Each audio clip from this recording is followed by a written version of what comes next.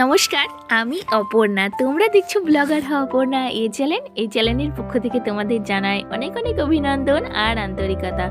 তোমরা কেমন আছো? আশা করি তোমরা ভালোই আছো, আর আমিও বেশ আছি। আর আশা রাখছি ব্লগটি ভালো লাগবে। তো আজকে আমি আমার গ্রিল বারান্দা দিয়ে ব্লগটা স্টার্ট করলাম। প্রতিদিন তো আমি রান্নাঘর দিয়ে স্টার্ট করি। তো দেখো, আমি জামা কাপড়গুলো কালকের বৃষ্টি হয়েছিল সেই জন্য শুকোয়নি, তো সেই জন্য গ্রিল বারান্দায় মেলে দিয়েছিলাম। তো সেইগুলো তুলে নিলাম, নিয়ে এখন চললাম বাইরে মেলতে। ওই বলে না, চললো ভোলা আর ঠেললো ঢেলা, শব্দটা সঠিক জানি না, মনে আসলো যতটুকু ততটুকুই বললাম। সো ফ্রেন্ডস, ডোন্ট মাইন্ড, আর তোমাদের সঙ্গে একটু রসিকতা করলাম। তো যাই হোক, আজকে রেসিপি হচ্ছে সোয়াবিনের তরকারি, মোচার ঝাল। তো বলে দিলাম। তো এখন আমি সোয়াবিনটা সেদ্ধ করে নিচ্ছি। আমিও ভিজাই না, এইভাবে তাড়াতাড়ি হয়ে যায়, তাই এইভাবেই সেদ্ধটা করে নিই। ওইদিকে সোয়াবিনটা সেদ্ধ হচ্ছে, এইদিকে চলে এসেছি আলু কাটতে সোয়াবিনের জন্য। ভেবেছিলাম পেঁপে দিয়ে করব, হাজব্যান্ড গাছ থেকে পেরেও এনে দিল, কিন্তু ওই যে ভুলো মন যে আমার কোথায় থাকে। ওই বলে না, মন যদি থাকে কচুর বনে, মন রেখে কি হবে সিংহাসনে। তো সে জোগাড় হচ্ছে আমার। তো যাই হোক, মনের অনেক ডায়লগ দিয়ে দিলাম। এখন আবার চলে এসেছি ব্লগে। তো দেখো, মেয়েকে দিয়েছি মোচা ছাড়াতে। আজকে মেয়ের স্কুল আছে, কিন্তু প্রাইভেট ছুটি। তো বৃহস্পতিবার প্রাইভেট যেহেতু ছুটি থাকে, তো বললাম একটু আমাকে ছাড়িয়ে দে, তারপরে পড়া করতে বসিস। তো যেমন বলা তেমন কাজ, বলা মাত্র এই মেয়ে আমার মোচা ছাড়াতে বসলো। আর এইদিকে আজকে না সোয়াবিনটা একটু লবণ হলুদ গরম মশলা দিয়ে ম্যাগনেট করেছি। মানে সোয়াবিন রান্না করলে না আমার খুব একটা ভালো আসে না, তবে আজকে দারুণ হয়েছিল বন্ধুরা। তো দেখো, এই যে লবণ হলুদ আর গরম মশলা দিয়ে মিক্স করা সোয়াবিনটা এখন ভেজে নিচ্ছি। ভেজে নিয়ে, আর এই দেখো কি দেখেছো, এই যে প্যাকেটটা থেকে গেছে, কিভাবে যে আমি ম্যাগনেট করেছি চোখেও পড়েনি। আর তারপরে এই যে সকাল সকাল যেহেতু একদম রান্না বসিয়ে দিয়েছি, তো সেই জন্যে এইখানে আমার সেই কাড়াটা হয় না, ঠান্ডা লাগলে পরে কাশির জন্য যে কাড়াটা খাই, ওই বাসক পাতা তুলসী পাতা আদা দিয়ে, তো সেটাই এখন ফুটিয়ে নিচ্ছি। আর এবার বলে নিই ভাতটা তাড়াতাড়ি করার কারণটা কি। ভাত তো এখন তাড়াতাড়ি করি না, তবে আজকে তাড়াতাড়ি করার, আমাদের না পাশের বাড়িতে একজন মারা গেছে। তো দাদু বলে ডাকি সম্পর্কে। আর সে মানে তিনি আমার দাদু হলেও আমার শাশুড়ির মেসো হচ্ছে। তো সেই জন্য এবার শ্মশানে যাবে, তাই বলল যে কখন আসবো না আসবো, দুটো খেয়ে যাব, তো সকাল সকাল দুটো ভাত বসিয়ে দাও। তাই আমি আজকে ফার্স্টে তরকারি না করে না ভাত বসিয়ে দিয়েছি।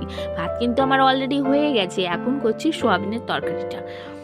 আর তার মধ্যে আবার আমার পাশের বাড়ির একজন এসে বলছে আমি চা করব, আমার গ্যাস ফুরিয়ে গেছে। সেগুলো আমি ভিডিও ক্লিপ তুলতে পারিনি, তো সেগুলোও করে দিতে হয়েছে। তো সেই জন্য একটু দেরি হয়ে গেল গো। তো যাই হোক, দেখো সোয়াবিনটা ডিটেলসে শেয়ার করলাম না, একদম ঝোলের জন্য অ্যাড করে দিলাম।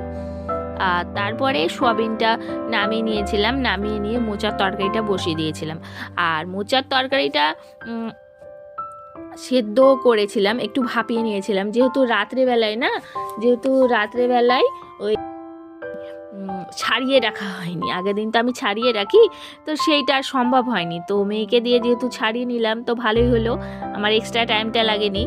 আর মেয়ে কিন্তু মোচা ছাড়াতে খুব ছিনিমিনি করে, মানে মোচা ছাড়াতে না ও চায় না।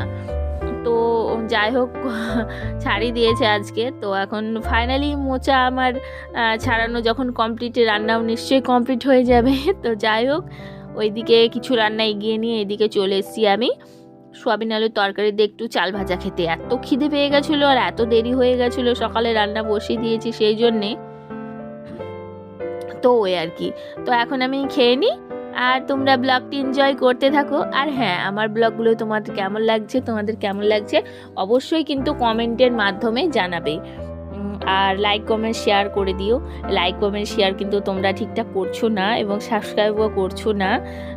কিন্তু প্লিজ বন্ধুরা, আমরা যদি একে অপরকে একটু হেল্প করি, একটু সাহায্য করি, একটু পাশে দাঁড়াই, তাহলে কিন্তু আমরা একটু হলেও এগিয়ে আসবো। তাহলে চলো আমরা আমাদের প্রতি সাহায্যের হাতটা বাড়িয়ে দিই। জানি না আমার এই কথাগুলো তোমাদের কেমন লাগছে, তবে প্রতিদিনের বলার মতন আমি আবারও বললাম। আর ওইদিকে রান্না বান্না তো কমপ্লিট, লবণ হলুদ নেওয়া, রান্নাতে যা দেওয়া দিয়ে দিয়েছি।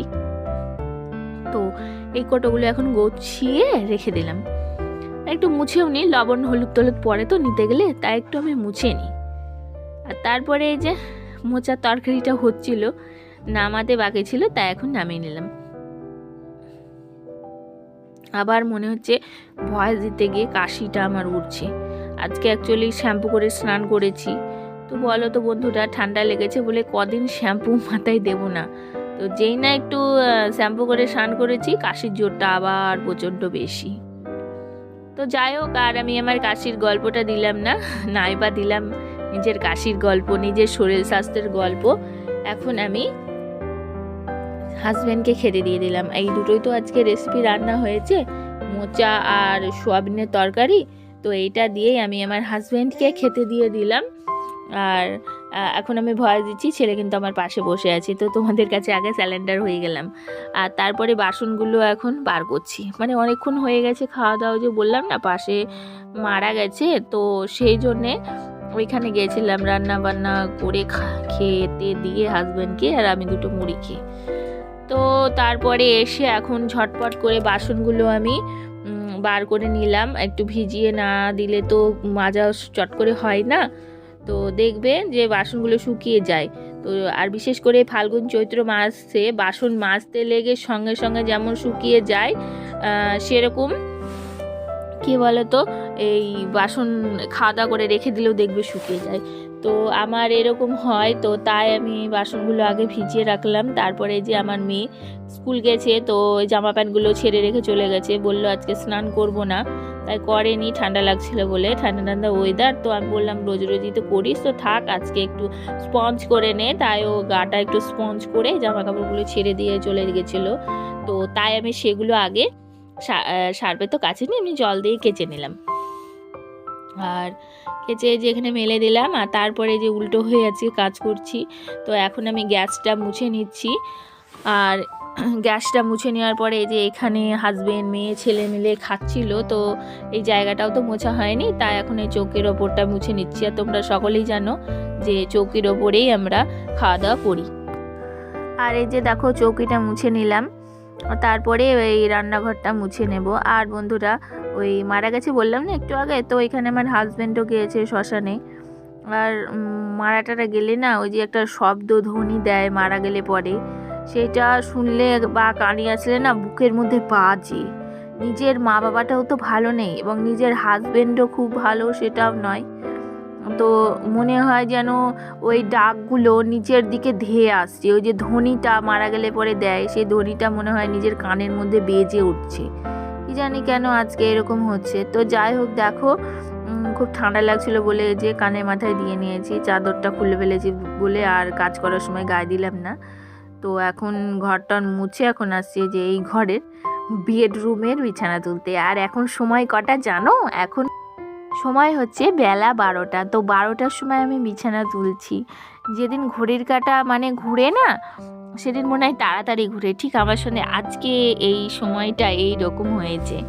তো যাই হোক, কিছু করার নেই, সময় তো কারোর জন্য থেমে থাকে না, সময়ের মতো আপন স্রোতে বয়ে চলে। তো ঠিক সেই মতো দেখো এখন আমি 12টার সময় বিছানা তুলছি, কিছু করার নাই, যেহেতু আমি লেট করেছি ওইদিকে, তার একটু হবে, যে মারা গেছে সেই জন্যে মাইন্ডও ভালো নেই। তো যাই হোক, খেতে তো হবে, জীবন তো থেমে থাকবে না, জীবন চলবে জীবনের স্রোতে, ঠিক সেরকম। আর জীবন থাকলে জীবনকে বাঁচাতে হবে, তাই সেই জীবনকে বাঁচানোর জন্য খাওয়া দাওয়া একান্তভাবে প্রয়োজন। তাই খাবারটা করেই নিয়েছি, করে হাজব্যান্ড খেয়ে নিয়েছে, এখনও যায়নি, তবে যাবে।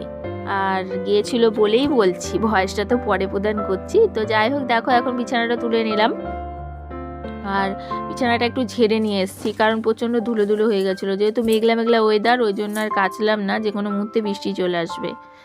তো আর বৃষ্টি এসেও গেছিলো, দুপুর থেকে আবার সেই ঝিরিঝিরি বৃষ্টি পড়ছিল। তাহলে ভাবো তো, যিনি মারা গেছে তেনাকে তো দাহ করা হবে, আমাদের হিন্দু শাস্ত্রে তো দাহ করা হয়, তো দাহ করা হবে, বৃষ্টি যদি হয় কী করে হবে। তবে অবশ্য কারেন্টে হলে তো কোনো ব্যাপার নেই, তো আর কি। তারপরে দেখো বিছানাটা তুলে ঘরটা ঝাড় দিয়ে নিলাম। আর ঘরটা ঝাড় দিয়ে নেওয়ার পর আমি আর কোনো ব্লগ শ্যুট করিনি, আজকে ভিডিওটা তাড়াতাড়ি এন্ড করে দিয়েছি। তাহলে বন্ধুরা, আজকের মতো এইটুকুই, দেখা হচ্ছে আগামীকাল। ততক্ষণ তোমরা সকলে ভালো থাকবে, সুস্থ থাকবে, আর হ্যাঁ, আমার কথা একটু ভাববে আর দেখতে কিন্তু ভুলবে না ব্লগার হওয়া পূর্ণা চ্যানেল। নমস্কার।